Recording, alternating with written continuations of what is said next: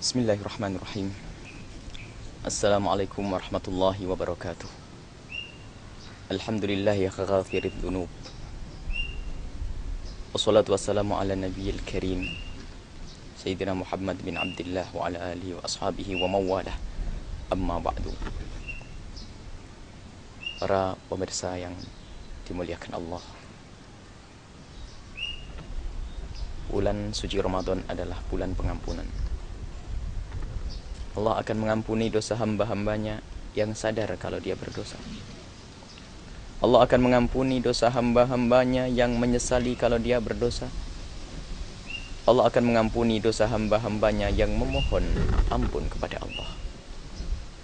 Maka dari itu, kesempatan di bulan Ramadan ini, di bulan suci ini, di bulan pengampunan ini, ayo kita bangkitkan semangat untuk merenungi dosa-dosa kita.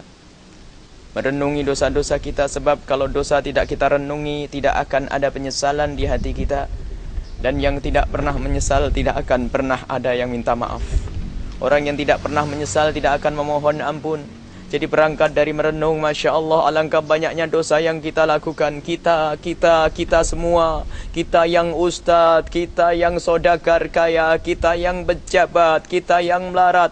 Ternyata kita semua ini adalah berlumuran dosa, dan kesadaran ini yang harus kita bangkitkan. Dan kesadaran ini yang harus kita suburkan di hati kita. Agar ada penyesalan, dan di saat kita menyesal, ketahuilah, disitulah ada tanda-tanda menitikkan air mata di saat sendirian. Menitikkan air mata di saat memohon ampun kepada Allah karena ia merasa menyesal pernah melakukan dosa, dan janji dari Nabi Muhammad, kullu ainin bakiyatun yaumal qiyamati illa ainin bakat min khasyatillah. Sungguh mata ini akan menangis kelak di akhirat. Di hari kiamat mata ini akan menangis, kecuali mata yang pernah menitikkan air mata di dunia ini karena takut kepada Allah, menyesali dosa-dosa. Dan marilah kita berfikir, sudahkah kita menyesali dosa kita? Harta yang diberikan oleh Allah kepada kita, apakah itu akan mengantarkan kita ke surga, atau justru akan mengantarkan kita ke neraka karena kita telah meninggalkan zakatnya, atau kita zalim dengan harta kita kepada orang lain, atau cara pengambilan kita dengan cara yang haram karena kita mengambil haknya orang lain. Jangan sampai harta yang kita miliki itu ternyata adalah yang mengantarkan kita kepada murka Allah Subhanahu wa taala. Dan ilmu yang kita peroleh, wahai para ustaz, ilmu yang kita peroleh, sudahkah ini menjadi ilmu yang manfaat, yang mengantarkan kepada diri kita sendiri beramal, menjadi suri toladan untuk yang lainnya? Lalu kita khusyuk ikhlas kepada Allah, atau justru dengan ilmu kita, dengan ilmu kita tambah sombong? Ternyata ilmu hanya untuk orang lain, sementara kita tidak pernah mengamalkannya. Dan sungguh orang yang punya ilmu, akan tetapi dia sendiri tidak mengamalkan ilmunya, dia akan lebih dulu memasuki neraka jahanam daripada penyembah berhala. Karena dia tahu jalannya tetapi dia tidak memasukinya. Dia tahu kemuliaan tetapi dia tidak mengambilnya. Dia tahu barang haram akan tapi dia justru yang malah melanggarnya.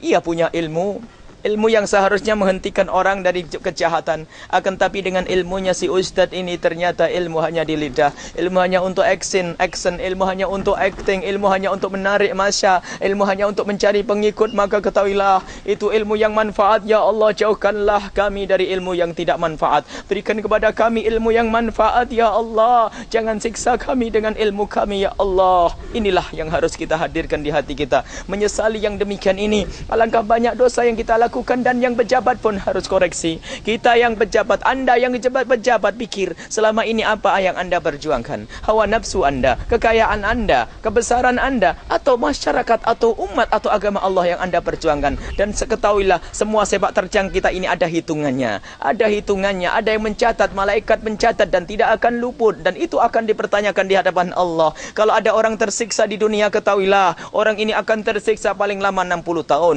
Jika ada orang sakit jantung, paru-paru, gatalan, ketahuilah paling lama 60-70 tahun.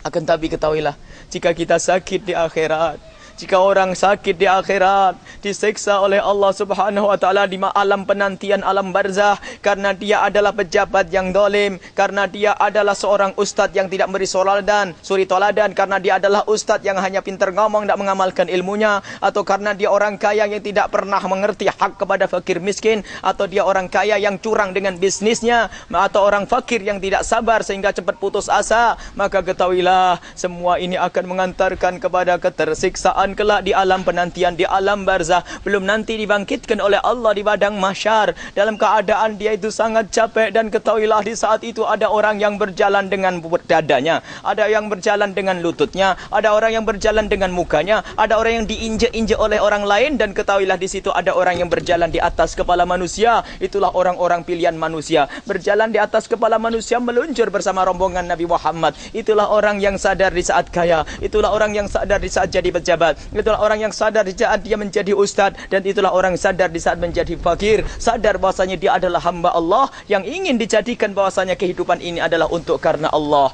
Pintu menuju Allah adalah diberikan oleh Allah kepada semua dari kita, yang kaya, yang pejabat, yang melarat, dan yang semua, maka ia mendapatkan kesempatan. Mari, ayo kita sesali dosa-dosa kita.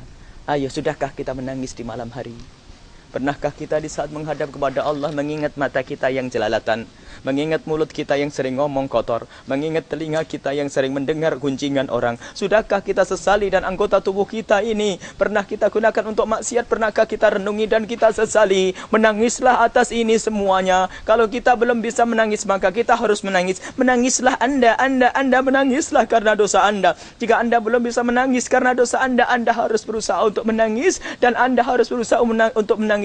Dan jika belum bisa menangis, maka berusahalah Anda untuk menangis. Dan jika ternyata Anda belum bisa menangis, maka menangislah Anda karena Anda tidak bisa menangis. Itu adalah puncak kekerasan hati, itu adalah puncak kehinaan hati yang sangat keras, sehingga untuk menitikkan air mata karena menyesali dosa-dosa tidak bisa. Inilah para pemirsa yang kami cintai, mari kita bersama-sama menghadap kepada Allah, memohon pengampunan kepada Allah Subhanahu wa taala, khususnya di bulan Ramadan ini dan khususnya di akhir Ramadan ini kita gunakan untuk memohon pengampunan. Sungguh siksa Allah sangat pedih. Semoga Allah mengampuni kita semuanya, dan semoga Allah membimbing kita kepada amal baik, dan semoga Allah senantiasa menjaga kita dari segala kemaksiatan. Ini saja, mohon maaf dan mohon doa selalu. Wabillahi taufiq wal hidayah. Wassalamualaikum warahmatullahi wabarakatuh.